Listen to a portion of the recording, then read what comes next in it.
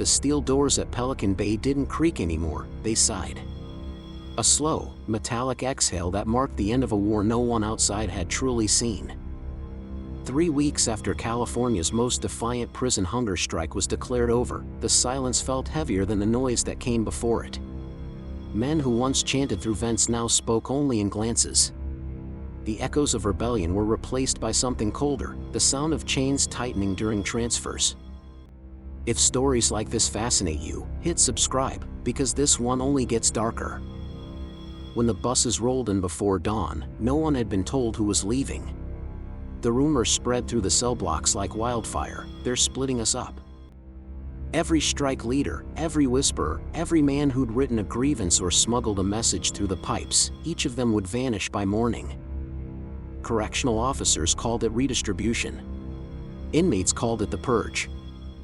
Down in the security housing unit, the SHU, men lived in silence for years, communicating through air vents and reflections on cracked mirrors. It was here the strike had begun, when inmates refused their meals to protest indefinite isolation. 40 days without food had forced the world to look in their direction. The state promised reform, but what came instead was retaliation in the form of transfer orders stamped urgent, security threat group activity. Luis Ortega watched through the slit of his steel door as the first names were called. He'd spent 20 years in and out of solitary, but this was different. "Pack it up," an officer barked. "You're headed south." South meant Corcoran. Sometimes Folsom. Sometimes nowhere anyone came back from. When they took Ortega, his cellmate, known only as Saint, slipped a folded note beneath the door. One sentence: "They can move the body, not the message." By sunrise, 24 men were gone. Their cells were stripped, walls scrubbed, even the dust cleared like they'd never existed. In the mess hall, guards watched the remaining inmates eat in silence. No one looked up. No one asked questions. The strike was over, but the punishment had only begun. Rumors spread of men waking up in unknown prisons, their mail blocked, their families uninformed. Others were said to be kept in administrative limbo, pending reassignment, though no record of transfer existed. Warden Jeffries called it preventive management. But those who'd lived through it called it what it felt like: erasure. That week, a counselor named Taylor, new to the facility, noticed something strange in the transfer logs. 23 names marked as completed, yet no receiving facility signatures. She asked her superior. He told her not to.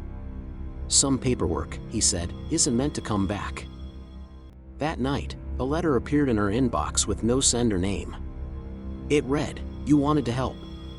Now you're part of it."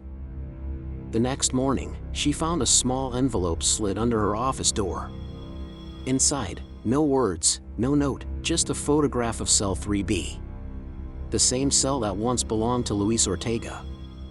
Empty. Clean. Too clean. She turned the photo over, and 3 words were written in pencil: "They never left." The fluorescent lights above her flickered twice, and she realized something unsettling. Someone wanted her to see what the system had buried. And for the first time since the strike ended, Pelican Bay felt alive again, just not in a way anyone could control. By the time the state's official report was released, the numbers didn't add up. 23 inmates listed as successfully relocated to other facilities, yet none of those prisons had ever received them. The paperwork looked neat, stamped, and signed, but the ink told a different story.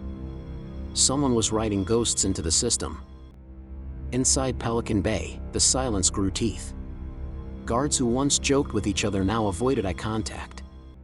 A few whispered that internal affairs had started asking about missing files. Others claimed a new task force had arrived from Sacramento, quietly reviewing camera footage from the night of the transfers. Counselor Taylor was told to stay away from the investigation. "It's above your clearance," they said. But when she checked her desk drawer, the photograph from cell 3B was gone.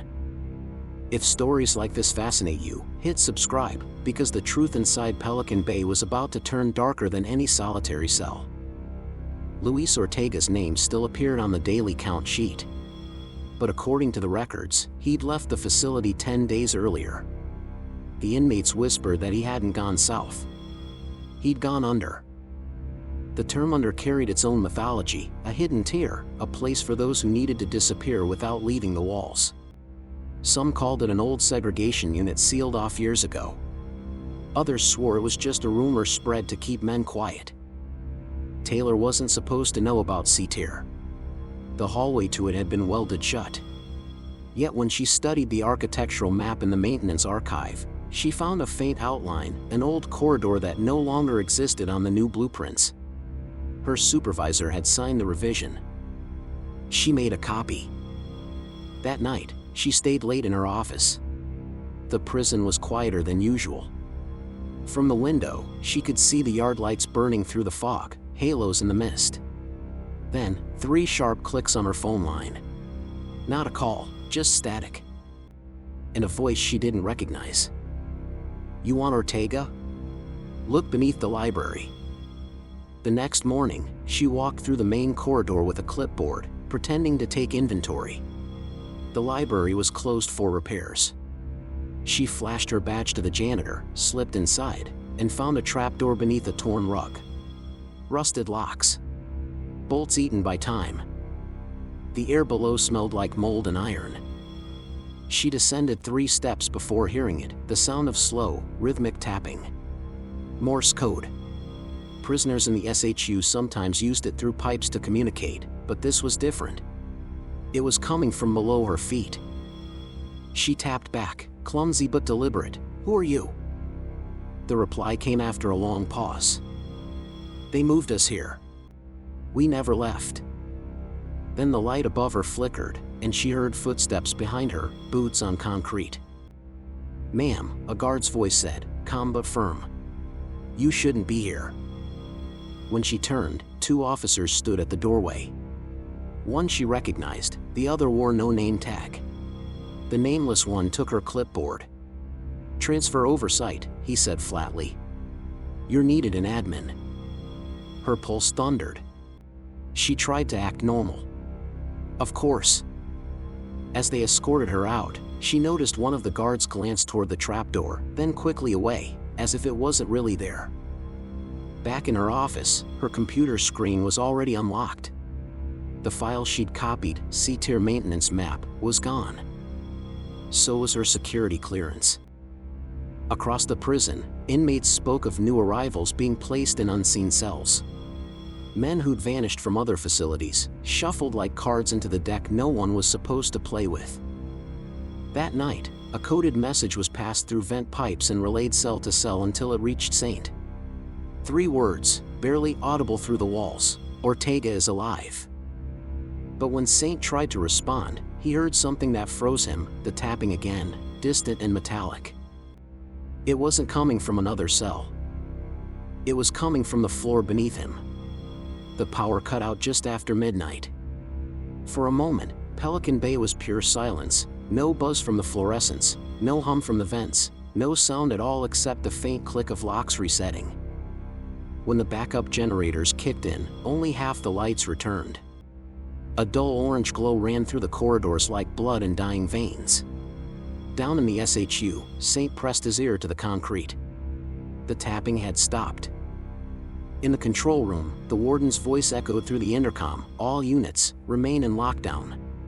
Maintenance issue." This is not a drill.